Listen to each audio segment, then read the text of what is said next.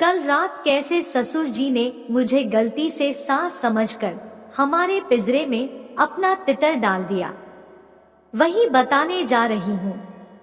मैं 22 साल की हूँ। घर में पति के अलावा मेरी सास और ससुर रहते हैं। शादी के 5 साल हो गए पर अभी तक कोई बच्चा नहीं हुआ है। सास, ससुर और पति मुझे बहुत प्यार करते हैं। मैं राजस्थान की रहने वाली हूँ। ये कहानी मेरी सच्ची कहानी है। जब से ये वाकया मेरे साथ हुआ है तब से सोच रही हूँ क्यों ना अपने मन को हल्का कर लूं अपनी कहानी कहकर। ये बात किसी और को बताती तो शायद अच्छा नहीं रहता, इसलिए मैं सोची कि क्यों ना अपनी पूरी कहानी आप सभी को अपने चैनल पर बता दूं। कल रात को करीब 11 बजे की बात है।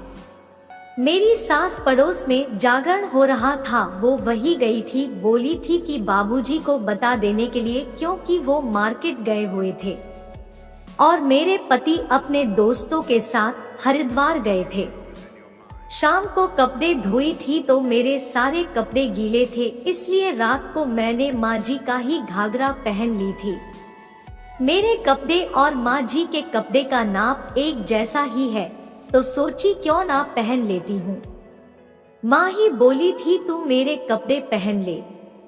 घर में लाइट नहीं थी, मैं अंधेरे में ही खाट पर पड़ी मसाले डब्बे में रख रही थी। मैं झुककर अपना काम कर रही थी, तभी मुझे पीछे से पकड़ लिए। मुझे लगा कि शायद पति देव आए हैं, तो मैं चुपचाप ही रही। थोड़े गुस्से दिखा रही थी, इसलिए कुछ भी नहीं बोली। उन्होंने घाघरा उठाने लगे तो लगा रोकना ठीक नहीं है, 4 दिन से बाहर थे। मैं काम करते रही बिना कुछ बोले और उन्होंने मेरी घाघरा उठा दी। मैं झुकी हुई थी, तभी उन्होंने अपना तितर को निकाला और हमारे पिंजरे में डाल दिया। मैं सोचा हमारे पति जी 4 दिन से बाहर है, कोई बात नहीं, पिंजरा इनका है, खाली नाम का हमारा है। तीतर बहुत मोटा था और काफी टाइट भी था, तो मैं कुछ बोलने ही वाली थी कि उन्होंने बोला चुप रह, बहू आ जाएगी। मुंह से शराब की बू आ रही थी। मैं समझ गई कि बाबूजी हैं और मुझे माँ जी समझकर पिंजरे में तितर डाल दिए हैं। तभी मैं एक झटके से खड़ी हो गई। बोली बाबूजी आप? वो बोले बहू तुम? अब क्या बताऊं दोस्तों, मैं कांट की तरह हो गई थी। लग रहा था क्या करूं क्या बोलूं। वो भी अपना तितर को झोले के अंदर करते हुए चुपचाप खड़े हो गए। लड़खड़ाती आवाज से बोले गलती हो गई बहू, मुझे ऐसा नहीं करने चाहिए था। मुझे लगा कि आपकी सास है, तो सोचा कि जब तक आप कहीं और हो तब तक मैं तीतर पिंजरे में डाल दूं। आपने कपड़े भी उन्हीं के पहने हुए हो, तभी लगा कि आपकी सास है। तो मैं बोली वो जागरण में गए हैं और वो अभी तक हरिद्वार से नहीं आए हैं। तो ससुर जी ने पूछा कि जागरण कब खत्म होगा, तो मैं बोली पूरी रात की जागरण है, कलाकार भी आए हैं, झांकी भी निकलेगी, खाना पीना भी वही है। माँ बोली सुबह ही आऊंगी, और मैं वह से चली गई और बोली हाथ मुंह धो लो, खाना निकालती हूँ। मैं रसोई में चली गई, वो हाथ मुंह धोकर खाना खाने आ गए। मैं खाना दे दी, वो चुपचाप खाना खा लिए। उसके बाद मैं भी खाना निकाल कर खा ली। मैं सारा काम आकर कर उनके लिए दूध और दवाई लेकर उनके कमरे में गई। वो चुपचाप कुछ सोच रहे थे। जैसे मैं अंदर गई वो बेड पर बैठ गए। तकिए के नीचे से उन्होंने एक सोने का कंगन निकाला और मुझे दे दिया। उन्होंने बोला पहन ले, आज ही मैंने किसी से खरीदे हैं, उसको पैसे की जरूरत थी। 2 लाख का कंगन मुझे सिर्फ 1 लाख में मिल गया है, तू पहन ले, मैं तो तुम्हारे सास के लिए लाया था, पर अब तू रख। मैं खुश हो गई।